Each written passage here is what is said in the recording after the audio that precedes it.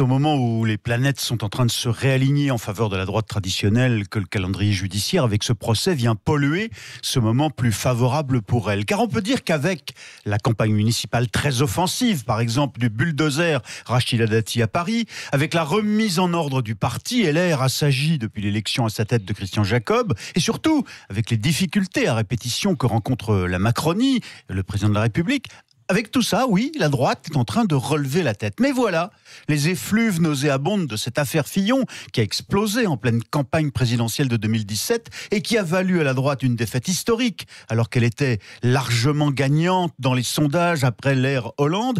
Les reproches faits à François Fillon, à celui qui devait absolument ramener son camp à l'Élysée, reviennent donc hanter le débat politique et gêner cette phase de reconstruction, en ce moment, de la droite républicaine. Oui, une droite qui espère quand même avoir tourné cette page.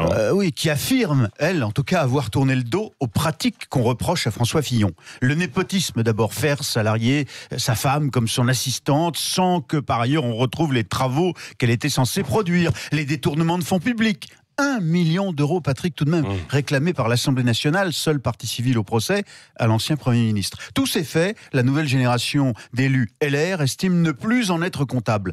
Il reste de l'amertume, bien sûr, parfois tourné encore personnellement contre François Fillon, mais élus et militants LR préfèrent oublier ce qu'ils ont vécu comme une trahison et regarder l'avenir. Et la remobilisation, par exemple, de leur électorat déçu par Macron, qui reviendrait en ce moment au bercail. En tout cas, c'est ce qu'ils disent sentir en ce moment sur le terrain. Oui, alors ce procès Fillon, qui va durer pendant plusieurs semaines, va d'autant plus peser sur la droite qu'elle est quand même toujours encore divisée. On peut se demander de quelle droite on parle. La droite dite traditionnelle ou républicaine est assiégée de toutes parts, vous avez raison, et surtout elle est très morcelée. Les Républicains du parti LR n'en sont plus qu'une composante et non plus le centre et le tout.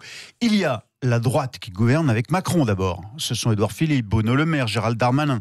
Il y a cette droite qui a quitté LR, mais qui critique le président qui est quand même de l'opposition. Ce sont des ténors comme Xavier Bertrand, un grand espoir pour la droite, ou Valérie Pécresse. Et puis, il y a la droite plus populiste, comme celle de Robert Ménard, qui est presque au Rassemblement National et qui plaide évidemment pour un rapprochement avec le parti de Marine Le Pen. Et puis, il y a donc ce qui reste des LR, un parti sans chef charismatique qui se remet doucement des échecs de la période Wauquiez et qui n'a pas de leader pour 2022.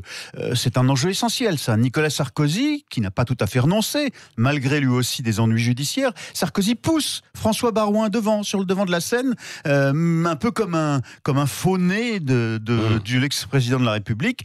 D'autres évoquent un autre nom, Bruno Retailleau, l'ancien patron de la région des Pays de Loire. Si on ajoute qu'à ça, tous les Républicains n'ont pas de programme, pas d'idées nouvelles vraiment pour séduire les Français, vous voyez qu'il y a un chemin encore. Il se serait bien passé du procès Fillon. Oui.